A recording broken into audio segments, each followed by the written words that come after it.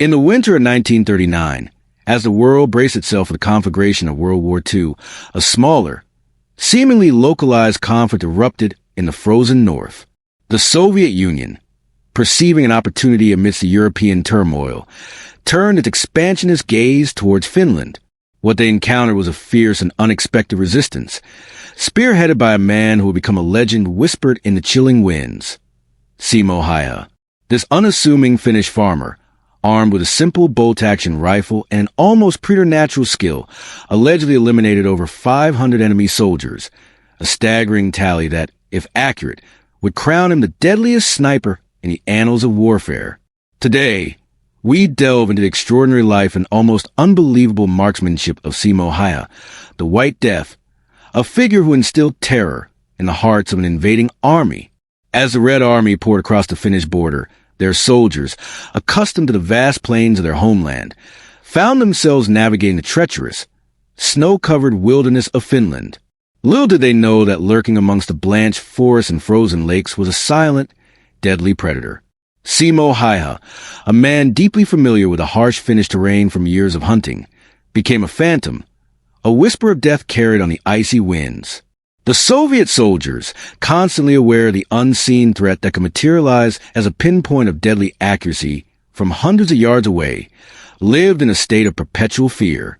This pervasive terror earned Häyhä the chilling moniker Deadliest. White Death, a name that spoke volumes of the unseen menace he represented. However, amongst his fellow Finnish soldiers, Häyhä was known by a different, perhaps less intimidating but equally telling name, Taikem Puja, Magic Shooter.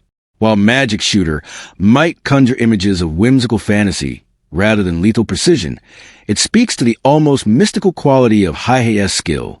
His ability to consistently strike down enemy soldiers from incredible distances, often unseen and unheard, seemed to defy the laws of probability, earning him a nickname that hinted at something beyond mere human talent.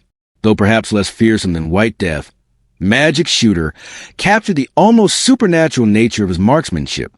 The precise number of Soviet soldiers eliminated by Simo Häyhä remains a subject of historical debate, with figures ranging from 505 to an astonishing 542 confirmed rifle kills. Regardless of the exact count, even the most conservative estimates firmly establish him as the most effective sniper in any recorded war. To put this into perspective, the second highest scoring sniper, the Soviet Ivan Sidorenko, is credited with approximately 500 kills. Häyhä's tally, even at its lowest reported figure, surpasses this remarkable achievement. Furthermore, some accounts suggest that Häyhä's total kill count may be significantly higher. Unlike many snipers who remained exclusively behind their scope rifles, Häyhä was also proficient with a submachine gun.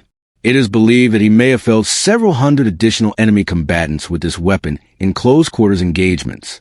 If these accounts are accurate, Häyhä's total could reach an almost unbelievable 800 enemy soldiers.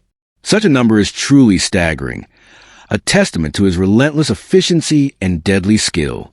The Winter War, as its name implies, was a relatively short conflict, lasting for a single brutal winter. This brevity underscores the sheer intensity of Häyhä's contribution to achieve his legendary record. He was eliminating an average of 5 to 6 enemy soldiers every single day under the most challenging conditions imaginable. Of course, some days were more productive than others in this grim calculus of war. Häyhä achieved a terrifying 40 confirmed kills in a single day, a number that speaks volumes about his relentless focus and deadly accuracy. On 2 other notable days, he reportedly scored 25 and 20 kills, further solidifying his reputation as an unstoppable force of death. This constant presence of mortality surrounding him led to a remarkable, almost unprecedented, promotion within the Finnish military, from the rank of corporal to second lieutenant, the largest single-rank jump in the history of Finland's armed forces. Adding to the mystique surrounding Simo Häyhä is the fact that he achieved his legendary sniper count without the aid of a telescopic scope. He preferred the simplicity and reliability of the standard iron sights on his bolt-action Seiko M/28-30 rifle. In an era where telescopic scopes were becoming increasingly common for snipers, Häyhä's choice was both unconventional and incredibly effective. This preference wasn't merely a matter of personal comfort or familiarity. There was a strategic rationale behind it. Häyhä recognized that telescopic scopes, while offering greater magnification, also presented disadvantages in the harsh winter environment. The lenses could fog up in the extreme cold, and more importantly, they could glint in the sunlight, potentially revealing his position to enemy snipers before he could acquire them as targets. By relying on iron sights, Häyhä maintained a lower profile and reduced the risk of detection, showcasing not only his exceptional skill, but also his keen understanding of battlefield tactics. Häyhä's background was surprisingly ordinary for a man who had become a military legend. Like all Finnish citizens at the time, he had completed his mandatory 1 year of military service back in 1925. This was the extent of his formal military training before the Soviet invasion. He did join the Finnish Civil Guard as a reservist, an organization similar to the U.S. National Guard. But his life remained primarily focused on the civilian pursuits of hunting and farming in the rural Finnish countryside. It was only when the Soviet Union launched its invasion in November 1939 that Häyhä was called back to active duty. Given his extraordinary skill during the war, one can only imagine the reputation he held amongst the local wildlife. The deer around his home likely had their own, less flattering, nickname for Simo Häyhä. After completing his mandatory military service in 1925, Häyhä was given the option to purchase his service rifle, a standard bolt-action model. He readily took this opportunity and spent the next decade and a half honing his marksmanship skills, becoming intimately familiar with his weapon.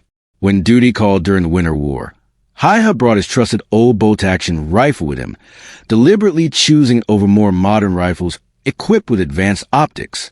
This decision proved to be a wise one. The extreme cold, with temperatures plummeting to -20 to -40 degrees Fahrenheit, caused frequent malfunctions in the more complex weaponry of his fellow soldiers. However, Häyhä's deep understanding and experience with his simple, robust bolt-action rifle allowed him keep it functioning reliably throughout the harsh winter, a testament to the value of familiarity and mastery over technological advancement in challenging conditions. While his formal military experience was minimal, Häyhä's incredible aim was not a matter of mere luck or divine intervention. His exceptional skill was the product of years of dedicated practice as a competitive sharpshooter. Growing up just a few miles from the Civil Guard shooting range, he regularly participated in the annual contests held there, honing his skills against other marksmen. His dedication paid off, as his house reportedly overflowed with trophies won in these competitions. Among his many accomplishments was the astonishing ability to hit a target with his rifle 16 times in a single minute at a range of 500 feet, a feat that borders on the superhuman and provides a clear indication of the extraordinary talent he possessed long before the Winter War began. When deployed to the Kala battlefield, Häyhä and just 31 other Finnish soldiers were tasked with the almost impossible mission of holding off an invading Soviet force numbering approximately 4,000 troops. Despite being outnumbered by a ratio of over 100 to 1, a force smaller than many college football teams, Häyhä's small group managed to hold their ground for the entire duration of the winter. This remarkable feat of defensive warfare was due in no small part to Häyhä's deadly efficiency as a sniper. However, the Finns had other advantages as well. The Soviet troops were ill-prepared for the harsh winter conditions and wore bright green uniforms that stood out starkly against the snowy white landscape, making them easy targets. Furthermore, the Soviet invasion was hampered by a lack of competent officers, a direct consequence of Stalin's purges within the Red Army, which had decimated the leadership ranks. Despite their overwhelming numerical superiority, the Soviet invasion of Finland was far from a resounding success. They only managed to capture a relatively small amount of border territory, leaving the vast majority of the country intact. The cost of this limited gain was staggering. The Soviets suffered nearly 400,000 casualties during the Winter War, compared to the approximately 66,000 casualties suffered by the Finns. This disproportionate loss highlights the effectiveness of the Finnish resistance, with Häyhä playing a significant role in inflicting heavy casualties on the invading force. Most snipers are trained to shoot while lying flat on their stomachs, a position that presents the smallest possible target to the enemy. However, Häyhä deviated from this standard practice, preferring to fire from a sitting position. He found this stance to be more conducive to his aim, providing him with greater stability and control. He seemingly wasn't overly concerned about making himself a slightly larger target, perhaps due to his small stature, just over 5 feet tall, and his meticulous camouflage techniques. He would often conceal himself within snow banks, blending seamlessly with the winter landscape. He even employed the unusual tactic of putting snow in his mouth to suppress the vapor from his breath, preventing it from betraying his position in the freezing air. Additionally, Häyhä would pack snow in front of his rifle barrel or pour water on it to freeze it, effectively eliminating any telltale smoke or muzzle flash after firing, further enhancing his stealth. In another significant departure from conventional sniper etiquette, Häyhä typically aimed for the center mass of his targets rather than attempting headshots. While headshots are often considered the most immediately lethal, aiming for the larger center mass increases the probability of hitting the target, especially in the challenging conditions of winter warfare. While this pragmatic approach was highly effective in wartime, it's a tactic that wouldn't necessarily translate to high scores in modern competitive shooting scenarios. Häyhä's focus was on neutralizing the enemy, and his methods were ruthlessly effective in achieving that goal. Häyhä's almost mythical reputation as a seemingly invincible sniper eventually drew the direct attention and ire of the Soviet commanders. Growing increasingly frustrated by the relentless attrition inflicted by this lone Finnish marksman, they finally decided to target him directly. Recognizing the impossibility of approaching his concealed positions, they resorted to hammering his general location with intense artillery barrages. However, even this heavy bombardment failed to eliminate the elusive White Death.